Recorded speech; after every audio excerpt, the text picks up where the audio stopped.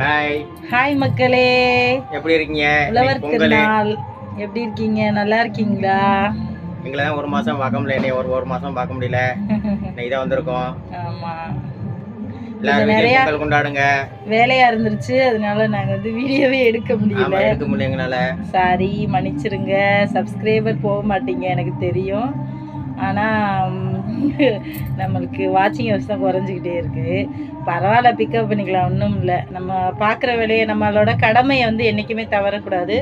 மற்ற எது இருந்தாலும் பரவாயில்ல, மக்கள் அங்கே தானே இருக்க போகிறாங்க. என்றைக்கு இருந்தாலும் நம்மளுக்கு ஆதரவு கொடுப்பாங்க. ஓகே, ஹாப்பி பொங்கல், ஹாப்பி உழவர் திருநாள்.